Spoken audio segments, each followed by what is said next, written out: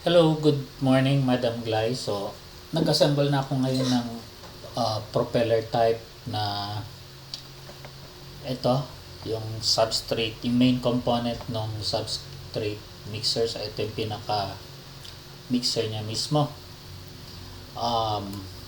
So, ito yung shaft. Ito yung dating outer ribbon. Then, ito yung dating inner ribbon. So, punta tayo ngayon sa dating outer ribbon. So, ang ginawa ko, ini-slice ko dito. Ayan. Tapos, ini-slice ko rin dito. So, yung kalahati ng outer ribbon, naging 1, 2, 4 parts na. So, itong malaki, yan, tsaka ito, naka-fix. Okay, so, ito yung nagko-connect dito sa shaft. Yan, tsaka ito. And then, ito yung ribbon. So, naka-fix siya. And then, itong propeller type, yan. So, dalawang kanyang adjustable na propeller. Ito. So, meron siyang fixing screw. Ayan.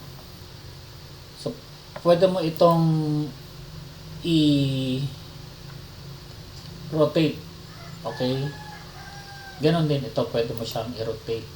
Then, pwede mong itaas, baba. In the sense na ganito. Ayan. Tataas mo siya or ibababa mo. Ayan. So, ang mangyayari ito, magiging threaded rod siya. So, same principle here. Ito naman, pwede mo siyang ipaloob or palabas. Ayan. Then, if you will look at the top view, ito, yung sinasabi ko, ito yung dating outer ribbon.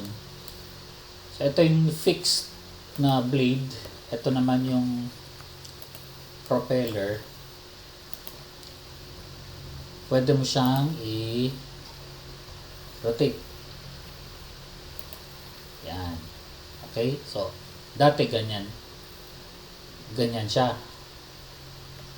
So, ni-rotate ko siya ng about 10 degrees. Now, let's look at how it works in 3D.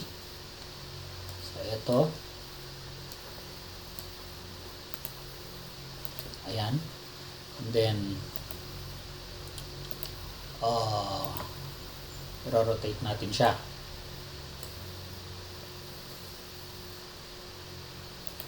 Yan siya.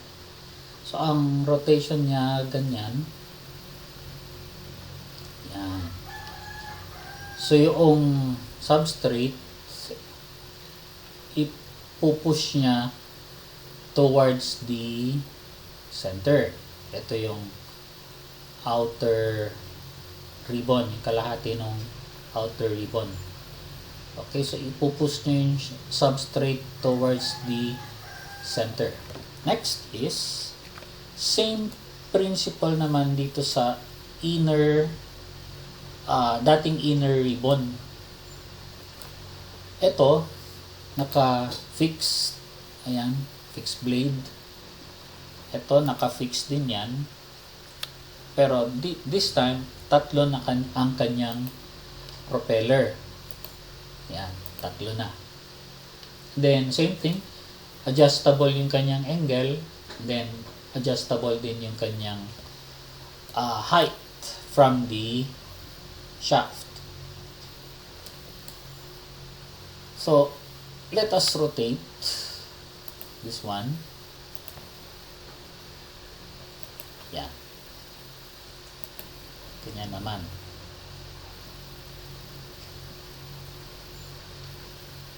Okay.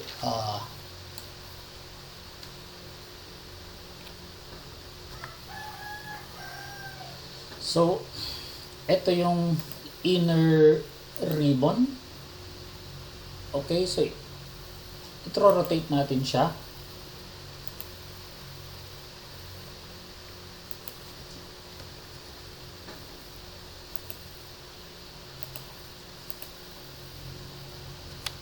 Ito kanina yung outer ribbon, pinupush niya yung substrate towards the needle. Ngayon, itong inner ribbon naman, kapag i-rotate natin yan,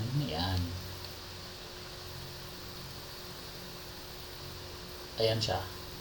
Okay? So,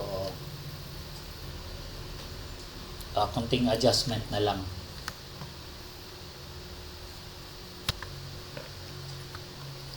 So, ito yung ulitin ko lang, ito yung dating outer ribbon. So, i-rotate natin siya. Let's say, mag-spin. Yan. So, parang pinupush niya yung substrate towards the needle. And then, ito naman yung inner ribbon composed of 2 fixed blades tsaka 3 adjustable propeller.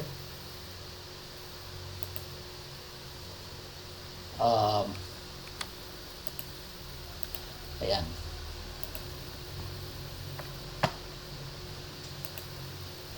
Yan.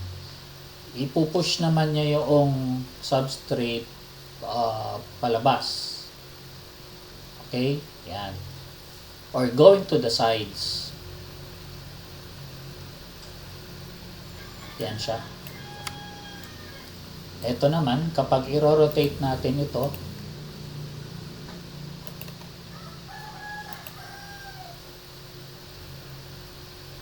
going to the center naman nung yung substrate. So, let us combine.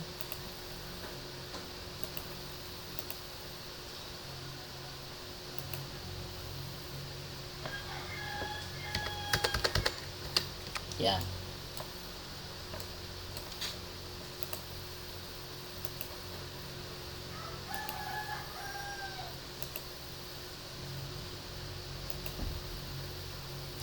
Ganyan siya. Medyo nakakahilo lang pero that's how it works. So, that's it. I hope you find this useful and helpful. So, meron na siyang propeller, adjustable yung height, adjustable yung tilt or yung angle of attack sa substrate. So, thank you for listening. Good morning.